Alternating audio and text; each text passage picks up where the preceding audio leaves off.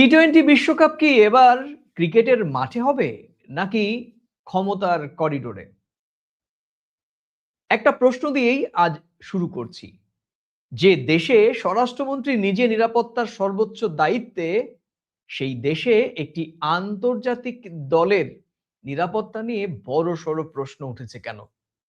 আর সেই প্রশ্নটা তুলেছে খোদ প্রতিবেশী বাংলাদেশ। কারণটা খুব স্পষ্ট। একদিকে আন্তর্জাতিক ক্রিকেট সংস্থা আইসিসি, অন্যদিকে ভারতীয় ক্রিকেট বোর্ড বিসিসিআই এর একটি সরাসরি ভারতীয় প্রতিষ্ঠান। আর এই দুই জায়গায় ক্ষমতার কেন্দ্রে যিনি, তিনি আর কেউ নন, জয় শাহ। তিনি আবার কে? তিনি ভারতের স্বরাষ্ট্রমন্ত্রী অমিত শাহর ছেলে। আর স্বরাষ্ট্রমন্ত্রী মানেই দেশের নিরাপত্তার সর্বোচ্চ দায়িত্বে। এবার আসল প্রশ্ন, এই দেশের মাটিতেই নিরাপত্তার অজুহাতে একজন ক্রিকেটারকে খেলতে দেওয়া হয়নি। কে সেই ক্রিকেটার? বাংলাদেশের ক্রিকেটার মোস্তাফিজুর রহমান। এখানেই বেঁধেছে জট। এখান থেকেই শুরু হয়েছে আজকের টি-20 বিশ্বকাপ বিতর্ক। প্রিয় দর্শক, আপনারা দেখছেন প্রথম কলকাতার প্রাসঙ্গিক প্রসঙ্গ। বিশেষ পরিস্থিতিতে আজকে লাইভে প্রতিদিনকার মতো আমি সুব্রত আচার্য এবং আমার সঙ্গে যথারীতি প্রথম কলকাতার ডেপুটি এডিটর, আলোচক, বিশ্লেষক, আমার বন্ধু পরমাশিস ঘোষ রায়। পরমাশিস ঘোষ, তোমাকে শুধু একটা প্রশ্ন করব। এটা কি আমরা ডেকে নাকে খত, মানে ইচ্ছে করে নাকে খত দিলাম? আমরা কি ভারতবাসী ১৪০ কোটি ভারতবাসী কি যেচে কোথাও গিয়ে নাকে খত দিলাম? এটা তো অপ্রত্যাশিত ছিল। দেখো, এখানে যদি বলতে হয়, প্রথম কথা, এই বিষয়টার কোনো যৌক্তিকতা আমি খুঁজে পাচ্ছি না। যে বিষয়ের কোনো তুমি যৌক্তিকতা খুঁজে না পাবে না, তো সেটাকে তুমি ম্যাচিওর বলতে পারো না, ম্যাচিউরিটির অভাব বলতে পারো। নিরাপত্তার অভাবের প্রশ্নে যদি বিসিসিআই বাংলাদেশের এই ক্রিকেটারকে টিম থেকে বাদ দিতে বলে, নিরাপত্তা তো বিসিসিআই দেখে না, নিরাপত্তা তো দেশের স্বরাষ্ট্র মন্ত্রক দেখবে। আমাদের দেশের এত বড় দেশ, এত ইন্টেলিজেন্স, এত গোয়েন্দা বিভাগ, এত নিরাপত্তা বাহিনী, এত বিভিন্ন স্তরের নিরাপত্তা বলয়, বিসিসিআই সিদ্ধান্তটা নেয় কি করে? স্বরাষ্ট্র মন্ত্রকের থেকে কি অনুমোদন পেয়েছিল? আমি প্রশ্ন রাখছি। কোন যুক্তির ভিত্তিতে? নিরাপত্তার প্রশ্নে যদি নিরাপত্তা সংক্রান্ত কোনো এনওসি পেল না, অনুমোদন পেল না, নিরাপত্তা দেওয়া যাচ্ছে না, যারা দেশের নিরাপত্তা এরকম বড় ধরনের আন্তর্জাতিক মানের ক্রিকেট খেলার বিদেশ থেকে প্লেয়াররা আসে, সেই বিষয়ে নিরাপত্তা কারা দেখে? সেই দপ্তরে কি তারা অ্যাপ্লাই করেছিল? তারা কি জানতে পেরেছে যে নিরাপত্তা দেওয়া যাচ্ছে না? সরকারের তরফ থেকে কি বলা হয়েছে? ভাষা তো বলে লাভ নেই। আমার মনে হয় বিসিসিআই এর এই সিদ্ধান্তের ফলে ভারত সরকারকে ছোট করা হয়েছে, আমাদের দেশের বিদেশ মন্ত্রককে ছোট করা হয়েছে, আমাদের দেশের ক্রিকেট খেলোয়াড়দের, ক্রিকেট প্রেমীদের এবং গোটা ভারতবাসীকে অপমানিত করা হয়েছে। আজকে বাংলাদেশের জন্য যদি একটা প্লেয়ারের বাদ হয়, কি কারণে? বাংলাদেশি বলে বাদ হলো, মুসলিম বলে বাদ হলো, না নিরাপত্তার কারণে বাদ হলো? আমি প্রশ্ন রাখছি। আর নিরাপত্তাকে এখন রীতিমতো যৌক্তিক ঢাল হিসেবে ব্যবহার করছে বাংলাদেশ। আমরা শুনে নেব বাংলাদেশের ক্রীড়া উপদেষ্টা তিনি কি বলেছেন। প্রিয় দর্শক, তুমি কি বলবে? আসিফ নজরুল সাহেব যা বলেছেন, উনি এই মুহূর্তে অন্তর্বর্তী সরকারের বোধহয় ক্রীড়া উপদেষ্টা এবং আইন উপদেষ্টা। আমি ওনাকে সম্পূর্ণ সমর্থন করব। উনি ওনার দেশের মাটিতে দাঁড়িয়ে দেশের জাতীয় স্বার্থ, সম্মান, প্রকৃত সন্তান যেরকম বলবে দেশ মাতৃকার জন্য। আজকে আমার দেশে যদি এরকম কিছু হতো, আমি যদি আমার দেশের আইন উপদেষ্টা বা আইন মন্ত্রী হতাম, আমি একই স্ট্যান্ড পয়েন্টে থাকতাম, কোনো ভুল নেই। ভারত বিদ্বেষী কথা তো উনি বলছেন না, উনি বলছে আমার অপমাননার জন্য আমি যাচ্ছি না। বিসিসিআই বাদ দিতে বলছে নিরাপত্তার প্রশ্নে। যদি নিরাপত্তার প্রশ্নে হয় তাহলে নিরাপত্তা কি ভারত সরকার দিতে পারছে না এ কথা কোথাও বলেছে? ভারত সরকারের বিদেশ মন্ত্রক তো বলেছে বাংলাদেশের পাশে আছে, গণতান্ত্রিক বাংলাদেশ, সুষ্ঠু নির্বাচন দেখতে চায়। ক্রমান্বয়ে যাতায়াত চলছে, কূটনৈতিক পর্যায়ে কথোপকথন চলছে, সংবাদ সম্মেলন চলছে, টানাপোড়েন পরিস্থিতিও চলছে, কিন্তু কোনো বিষয়টা তো থেমে নেই। একেবারে বাদ দিয়ে দিতে হবে। আমি জানি না কোন অঙ্গুলি হেলনে, কার নির্দেশে, কার পরামর্শে, কিভাবে এটা সম্ভব হলো। পরমাশিস, মোস্তাফিজ ইস্যু ব্যক্তিগত সিদ্ধান্ত না রাজনৈতিক সংকেত? আমরা একটু দেখতে চাই। ভারতীয় ক্রিকেটে বলা হলো মোস্তাফিজুর রহমানকে রাখা যাচ্ছে না, কারণ নিরাপত্তা। বাংলাদেশ এখানেই থামেনি। ঢাকা প্রশ্ন তুলেছে, যদি একজন আন্তর্জাতিক ক্রিকেটারের নিরাপত্তা নিশ্চিত করা না যায়, তাহলে পুরো বাংলাদেশের দলই সেই দেশে গেলে নিরাপত্তার দায়টা আসলে কে নেবে? এটা আবেগের নয় পরমাশিস, এটা একটি শক্তিশালী যুক্তি। আর এই যুক্তিটাকেই সামনে রেখে বাংলাদেশ এখন টি-20 বিশ্বকাপ প্রশ্নে অনড় অবস্থান নিয়েছে। দেখো, বিষয়টা হচ্ছে যে বাংলাদেশের একজন ক্রিকেটারকে নিরাপত্তা দিতে পারছে না ভারত সরকার। এটা কি বিশ্বাসযোগ্য? আগামী দিন তাহলে এরকম পরিস্থিতি, এই এক্সাম্পলটা ধরে অন্যান্য দেশে যদি আমাদের দেশে খেলতে না আসে, বাংলাদেশি মুসলিম এই ইস্যুটাকে যদি বাদ দাও, কি কারণে তো আমি জানি না, নিরাপত্তার প্রশ্ন আসছে, তাহলে ইন্ডিয়াতে আন্তর্জাতিক প্লেয়াররা, অন্যান্য দেশ থেকে প্লেয়াররা খেলতে আসার ক্ষেত্রে তারা যদি দ্বিধাগ্রস্ত হয় আগামী দিন, তাহলে ভারতের মানটা কোথায় যাবে? কি কারণে নিরাপত্তা দেওয়া যাচ্ছে না? তুমি কি এটা ব্যাখ্যা নেই, বিশ্বাস করো? ব্যাখ্যা নেই কিছু, ব্যাখ্যা নেই, ব্যাখ্যা তুমি নেই কি কিছু। এটা আমি আমাদের যারা দর্শক রয়েছে, আমাদের এই দর্শক, আমি ভারতবর্ষের সমস্ত ক্রিকেট প্রেমীর কাছে, ক্রিকেট প্লেয়ারের কাছে, সাধারণ মানুষের কাছে আমি জিজ্ঞাসা রাখছি যে বাংলাদেশের একজন ক্রিকেট প্লেয়ার নিরাপত্তার কারণে ইন্ডিয়াতে খেলতে আসতে পারবে না, এটা বিসিসিআই নির্দেশ দিয়েছে, এটা কি যুক্তিযুক্ত? এটা কি বিশ্বাস করেন আপনারা যে ভারত সরকার একজন ক্রিকেট প্লেয়ারকে নিরাপত্তা দিতে পারবে না? আমি জানি না, আমি জানি না এতে ভারত সরকার, পররাষ্ট্র দপ্তর, প্রতিবেশী যে আমাদের দেশে বিদেশ মন্ত্রক, তারা যে অফুরান চেষ্টা চালিয়ে যাচ্ছে ভারত এবং বাংলাদেশের সম্পর্ককে আগামী দিন আরো মজবুত করতে, সেই পথ চলাতে কতটা কাটা হয়ে দাঁড়ালো এই সিদ্ধান্ত দুদেশের সাধারণ মানুষের মধ্যে সম্পর্কের ক্ষেত্রে, এবং এটা একটা সরকারি পর্যায়েও চলে গেল। ঠিকই বলেছো তুমি।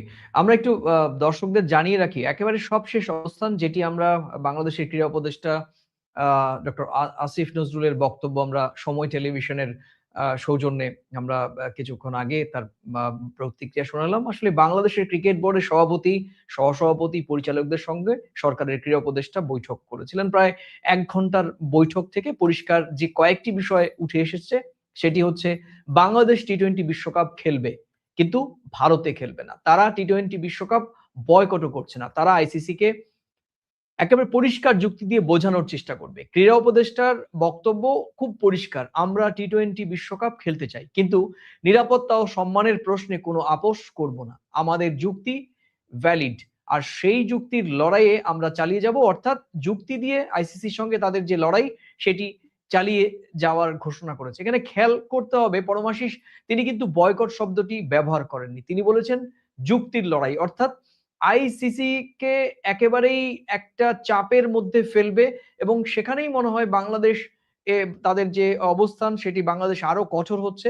কারণ এই সিদ্ধান্তটি যে সামগ্রিকভাবে গোটা বাংলাদেশের মানুষকে অপমান করা হয়েছে, এবং এই অপমানের জায়গা থেকে দাঁড়িয়ে এই যে দেশটির কোনো স্তর থেকেই এখানে কোনো কম্প্রোমাইজ তারা করবেন না, সেটা কিন্তু আজকের এই উপদেষ্টার সঙ্গে সংশ্লিষ্টদের বৈঠক থেকে পরিষ্কার আমরা নির্যাস পেয়েছি। শুধু তাই নয়, তোমাকে আরেকটু আরেকটু তথ্য দিয়ে আপডেট করি। তুমি জানো গতকাল রাত থেকেই আচমকা ভারতীয় এবং বাংলাদেশের কিছু মিডিয়াতে খবর বেরিয়ে পড়ে যে আইসিসি থেকে বাংলাদেশকে জানিয়ে দেওয়া হয়েছে যে বাংলাদেশের যে দাবি, অর্থাৎ তারা ভারত থেকে তাদের যে খেলা চারটি ম্যাচ সেটি শ্রীলঙ্কায় নিয়ে যাওয়া হোক।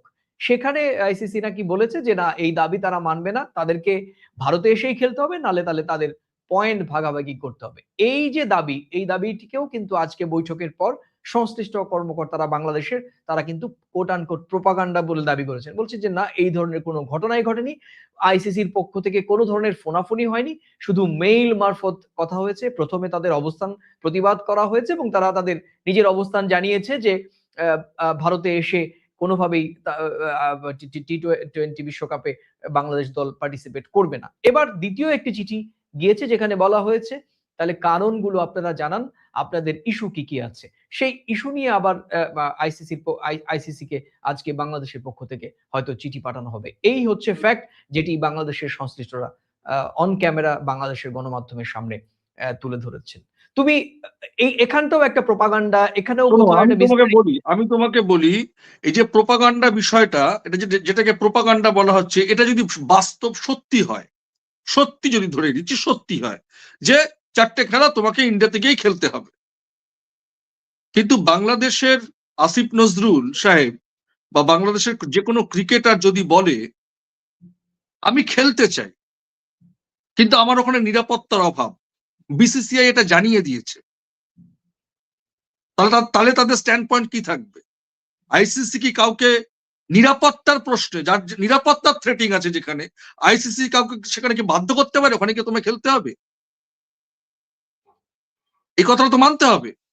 সেই জন্য নিরাপত্তার প্রশ্নটা এখন যুক্তিযুক্ত হচ্ছে। আমার প্রশ্ন হচ্ছে, আজকে নিরাপত্তার প্রশ্নে যদি মুস্তাফিজুরকে বাদ দেওয়া হয় এবং তারা যদি নিরাপত্তার প্রশ্নটা তুলে তারা যদি বলে যে আমরা খেলতে চাই কিন্তু আমরা ভারতে গিয়ে খেলবো না, নিরাপত্তার কারণে খেলবো না, আইসিসি তাকে বাধ্য করতে পারে না আমার ধারণা। কিন্তু আমার প্রশ্ন যে ভারতের কতটা অপমান হলো ভারত সরকারের, ভারতের নিরাপত্তা উপদেষ্টা অজিত দোভাল সাহেব কি বলবেন? আমাদের দেশের জাতীয় নিরাপত্তা উপদেষ্টা, আমার তো মনে তাকেও অপমান করা হলো। একটা প্লেয়ারকে নিরাপত্তা দিতে পারছে না, আর গোটা টিমকে কি করে বড় খেলা, এত বড় খেলা, ভিভিআইপি মুভমেন্ট থাকবে, গোটা টিমকে কি করে দেবে? গোটা টিমকে কি করে দেবে?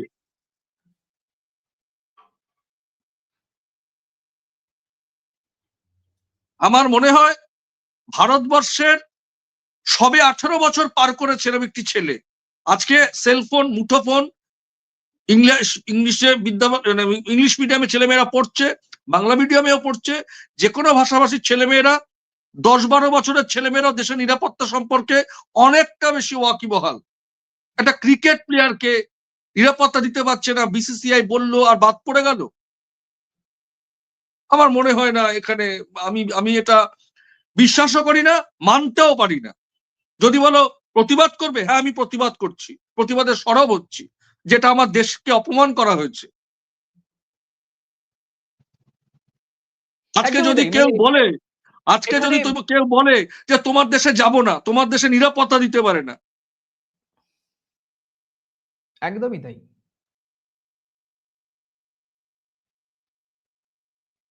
মানে যেটা আমরা অফ স্ক্রিন তুমি আর আমি আলোচনা করছিলাম যে গত 2024-এর 5 আগস্টের পর থেকে বাংলাদেশে যে ভারতের সম্পর্কে যে ড্যামেজ হয়েছিল, সেই ড্যামেজ কন্ট্রোলের জন্য সাউথ ব্লক, কেন্দ্রীয় সরকার, পররাষ্ট্র দপ্তর এবং জাতীয় নিরাপত্তা উপদেষ্টা সহ যে বিষয়গুলো আমাদের প্রতিবেশী দেশগুলোর সঙ্গে কানেক্টিভিটি রক্ষা করে চলে, পর্দার আড়ালে পর্দার ওপরে সামগ্রিকভাবে যে একটা ব্লক কাজ করছিল যে এই বাংলাদেশের সঙ্গে যে ড্যামেজ কন্ট্রোল করার কোনো ওয়ে আউট হয় কিনা।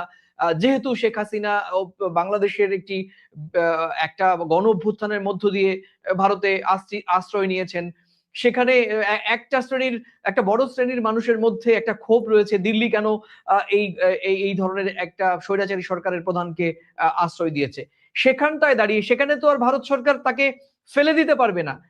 তাকে রেখেই বাংলাদেশের সঙ্গে যে ডিপ্লোমেসি, বিভিন্ন উইং এর যে first table diplomacy, second table, third table diplomacy, যে ডিপ্লোমেসির ওয়ে আউট গুলো ছিল, সেখানে কিন্তু অন্যতম একটা সফট ডিপ্লোমেসি ছিল বা সফট পাওয়ার ছিল কিন্তু ক্রিকেট। এবং সেই ক্রিকেটে কারা এই সিদ্ধান্ত নিলেন যেখানে গোটা বিষয়টি এরকম ভাবে ম্যাসাকার হয়ে গেল? দেখো, আমাদের দেশে এই মুহূর্তে স্পেশাল ইন্টেনসিভ রিভিশন চলছে। পশ্চিমবঙ্গের বাইরে বিভিন্ন রাজ্যে, মহারাষ্ট্রে হয়েছে, গুরগাঁওতে হয়েছে, উড়িষ্যায় হয়েছে। পরিযায়ী শ্রমিকরা বাংলাদেশি বলে, ঠিক আছে, আমি ধরে নিচ্ছি ভোটার তালিকা সংশোধনীর ব্যাপারে প্রশাসন একটা নিরীক্ষণ করছে, বাংলাদেশি তকমা দেওয়ার চেষ্টা চলছে, অনেক জায়গায় মারধর হয়েছে, মানে খুনও হয়ে গেছে। এগুলো একটা জ্বলন্ত ইস্যু।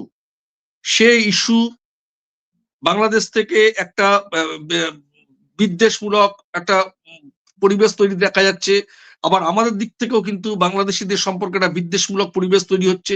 সেখানে সরকার পুরো বিষয়টা যখন হ্যান্ডেল করছে, তখন এই একটা অনাকাঙ্ক্ষিত সিদ্ধান্ত, এটা তো দুদেশের সম্পর্কের ক্ষেত্রে সরকারের সঙ্গে সরকারের, মানুষের সঙ্গে মানুষের, ক্রিকেটের সঙ্গে ক্রিকেটের, এবং গোটা বিশ্বের ক্রিকেটারদের কাছে, গোটা বিশ্বের ক্রিকেট প্রেমীদের কাছে এই বার্তা বিসিসিআই এর জন্য কি খুব সুখকর? আমার তো মনে হয় না।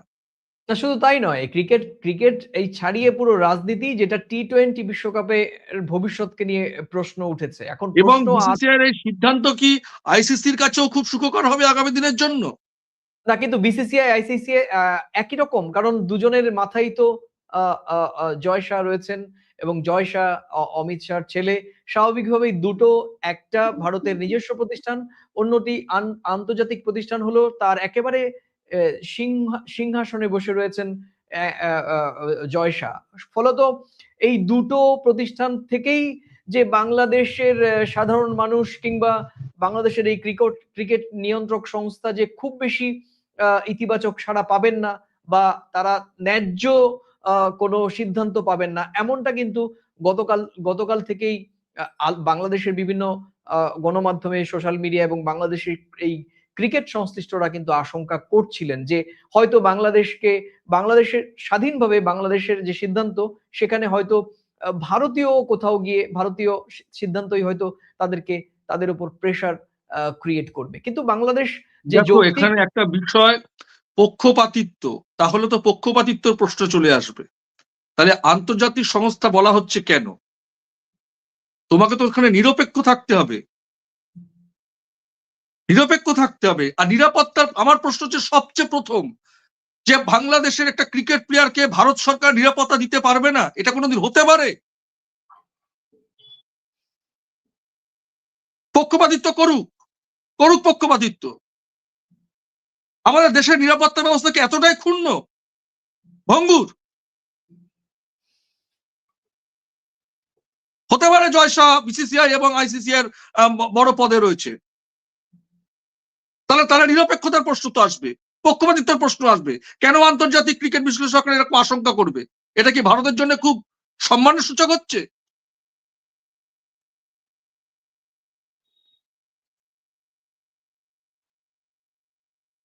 একদমই তাই।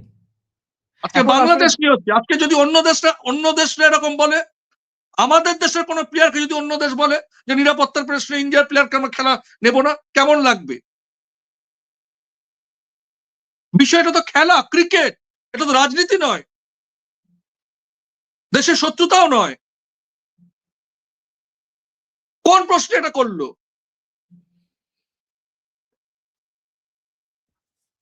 তার উত্তর এখনো আমরা পাইনি এবং তার এই প্রশ্নের উত্তর হয়তো আমি আবারও বাংলাদেশ। বলবো, আমার দেশের সরকারের কাছে আমি অনুরোধ করব, কেন্দ্রীয় সরকারের কাছে, যে বিষয়টা আরেকটু নিরীক্ষণ করার চেষ্টা করুন, দেখুন, এতে মনে হয় আমাদের দেশের মানটা বাড়বে।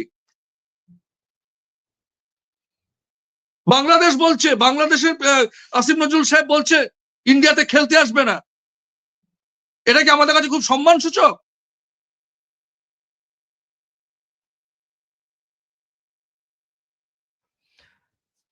আমরা কি প্রতিবেশীকে এরকম ভাবে দূরে সরিয়ে রাখতে পারবো? আমাদের পররাষ্ট্র নীতি, আমাদের কূটনীতি কি তাই বলে?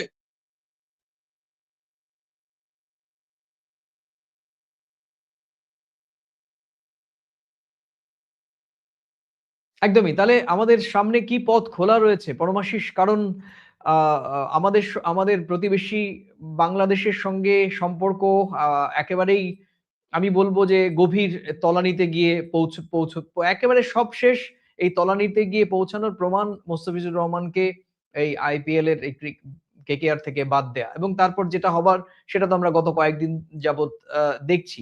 এবার বাংলাদেশ স্বাভাবিকভাবেই টি-টোয়েন্টি বিশ্বকাপ থেকে তারা ভারত থেকে সরে শ্রীলঙ্কাতে যেতে চাইছে নিরাপত্তার কারণে। এরপর কি হতে পারে বা কিভাবে এই ক্ষত অ অ বা ক্ষতে মলম দেয়া যায় বা কি করলে আবার বিষয়টি আবার রিস্টোর হয়? তা আমার বিশ্বাস আমি আশাবাদী। আমি কখনোই নেগেটিভ অ্যাটিটিউড মেইনটেইন করি না। কখনোই আমার নিজের ব্যক্তি জীবনেও না, পারিপার্শ্বিক জীবনেও না, আমার কর্মক্ষেত্রেও না, আমি সবসময় আশাবাদী।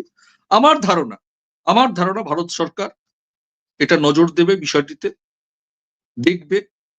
আমার বিশ্বাস এই যে জল ঘোলা, এই আমি আগেই ১ম এ শুরুতেই বলেছি ম্যাচুরিটি নেই, যার যৌক্তিকতা নেই তাকে আমি ম্যাচিউর বলতে পারব না। তো সেই বিষয়টি আমার মনে হয় বিষয়টা ভারত সরকার গুরুত্ব দিয়ে দেখবে। দেখে আমার মনে হয় এখান থেকে একটা সমাধান সূত্র বেরোনোর আশা আছে এবং এই ব্যাপারে আমি অত্যন্ত আশাবাদী। আমাদের সম্পর্ক এতটাই ঠুনকো নয়। স্বাভাবিকভাবে আজকে আমার দেশের প্লেয়ারকে আমাদের সৌরভ গাঙ্গুলী, আমাদের রাহুল দ্রাবিড় বা আমাদের যে এখন বীরেন্দ্র সেহবাগ বা আমাদের সচিন তেন্ডুলকারকে নিয়ে যদি এরকম কেউ কথা বলে, আমাদের দেশের রাষ্ট্রনায়করাও, রাষ্ট্রপ্রধানরাও কিন্তু একই স্ট্যান্ড পয়েন্ট নেবে। কিন্তু অবশ্যই একটা কথা আছে, আলোচনা করলে সব মিটে যায়। আলোচনা বসলে, টেবিলে বসলে আমার ধারণা এই এই ক্ষত সেরে যাবে। কেন আমরা প্রথমেই আমরা বলে রাখি যে আমরা সকলেই কিন্তু বিশ্ব নাগরিক। আর খেলাটা কিন্তু ক্রিকেট এবং খেলাটা মানে যে পাড়ার কোনো খেলাও না, ক্রিকেট খেলা। গোটা বিশ্ব ক্রিকেট সম্পর্কে জানে, ওয়াকিবহাল। এইজন্যই আন্তর্জাতিক আইসিসি গঠিত হয়েছিল। প্রত্যেকটা দেশেরই ক্রিকেট কন্ট্রোল বোর্ড আছে। এইগুলো আলোচনার মধ্যে মিটবে, কিন্তু কোনরকম হুমজিকালি সিদ্ধান্ত পিছনে অন্য কোনো কারণ আছে কিনা আমি জানি না। আমি যদি নিরাপত্তার বিষয়টাই ধরে থাকি, তাহলে আমার বিশ্বাস ভারত সরকার এই বিষয়টি অত্যন্ত নজর দিয়ে আমাদের দেশের নিরাপত্তা ব্যবস্থা, যারা রাষ্ট্রপ্রধান তারাও জানেন, দেশের সাধারণ মানুষও জানেন যে আমাদের দেশের নিরাপত্তা ব্যবস্থা কতটা জোরদার। হ্যাঁ, তারপরেও কি কোনো দুর্ঘটনা ঘটে না? ঘটে তো অবশ্যই ঘটে। কিন্তু একটা প্লেয়ারকে নিরাপত্তা দেওয়া, সে দেশের প্লেয়াররা খেলতে আসলে সেই টিমকে নিরাপত্তা দেওয়া বা এই যে এই খেলার যে আয়োজক তো ভারতে অবস্থান। তো এত অন্যরাও তো খেলবে, তা নিরাপত্তা দেবে না? একদমই তাই। নিরাপত্তার প্রশ্নটাকে যদি হাইড করা হয়, তাহলে আমি বলব এই বিষয়টি কি ভারত সরকার আরো গুরুত্ব দিয়ে দেখে বিচারটি বিচার বিশ্লেষণ করে নিরীক্ষণ করে এর একটা সমাধান সূত্রের পথ বার করবে। এ ব্যাপারে আমি অত্যন্ত আশাবাদী। আমরাও আশাবাদী। প্রিয় দর্শক, আপনারা যে যেখান থেকে দেখছেন আপনারাও আপনাদের মূল্যবান মন্তব্য লিখে জানান যে এই ভারত বাংলাদেশের সম্পর্ক, যেখানে সম্পর্কে বড় একটি ক্ষত তৈরি হয়েছে, সেই ক্ষত কিভাবে শুকোবে এবং সেই ক্ষত শুকাতে গেলে কার দিক থেকে কতটা এগিয়ে আসতে হবে। আপনারা কিন্তু এই লাইভের অ্যা ব কমেন্ট সেকশনে গিয়ে মন্তব্য করতে পারেন। একই সঙ্গে এই ভিডিওটি ভালো লাগলে আপনারা লাইভের পর শেয়ার করতে পারেন। আর আজকে আপনারা যদি লাইভের মাধ্যমে ১ম কলকাতার প্রাসঙ্গিক প্রসঙ্গে নতুন এসে থাকেন, তাহলে পুরোনো ভিডিও দেখে চ্যানেলটি সাবস্ক্রাইব করতে পারেন। আমরা আ আমাদের এই ভিডিও ১ম এ YouTube এবং পরে Facebook এ আপলোড করি। দেখার আমন্ত্রণ রইল। একই সঙ্গে প্রিয় দর্শক, আপনারা জানেন যে আ আমরা ভারত এবং বাংলাদেশের সম্পর্ক উন্নয়ন নিয়ে কাজ করি এবং আমরা গত কয়েক বছর ধরে আপ্রাণ চেষ্টা করছি এই ২ দেশের সঙ্গে সামগ্রিক অর্থে কূটনৈতিক ভুল বোঝাবুঝি থাকলেও ২ দেশের সাধারণ মানুষের সম্পর্ক সুসম্পর্ক প্রতিষ্ঠা হোক। রাজনৈতিক কোণের বাইরে আমরা সাধারণ মানুষের চোখ দিয়ে ভারত এবং বাংলাদেশের সাধারণ মানুষকে দেখব। এই প্রত্যাশাই থাকবে। তবে শেষ করব একটা লাইনে। বাংলাদেশ টি-টোয়েন্টি বিশ্বকাপ ছাড়তে চায় না। কিন্তু নিরাপত্তা ও সম্মানের প্রশ্নে মাথাও নোয়াতে রাজি নন তারা। তাই এই মুহূর্তে ব্যাট বলের লড়াই নয়, বরং চলছে যুক্তি, ক্ষমতা আর রাজনীতির টি-টোয়েন্টি বিশ্বকাপ নিয়ে লড়াই। আমাদের সঙ্গে থাকুন। আমরা অবশ্যই প্রতিদিন চেষ্টা করব, আমি এবং পরমাশিস দুজন ভারত এবং বাংলাদেশের এই বিভিন্ন সেক্টরে যে ক্ষত হয়েছে সেই ক্ষতগুলোকে সামনে এনে শুধু আলোচনা সমালোচনা নয়, বরং সেই ক্ষতগুলোকে সারানোর চেষ্টাও আমাদের পক্ষ থেকে থাকবে। তাহলে আজকে এ পর্যন্তই। আবার দেখা হবে নতুন কোনো বিষয় নিয়ে। প্রাসঙ্গিক প্রসঙ্গে। ততক্ষণ সবাই ভালো থাকুন, সুস্থ থাকুন, সবাই নিরাপদে থাকুন। পরমাশিস, তোমাকেও অনেক, অনেক কৃতজ্ঞতা। তুমিও মূল্যবান সময় দিলে তুমি আমাদের দর্শকদের সামনে বিশ্লেষণের মাধ্যমে। তোমাকেও অনেক তোমার প্রতি অনেক কৃতজ্ঞতা। ভালো থেকো তুমিও। নমস্কার। নমস্কার।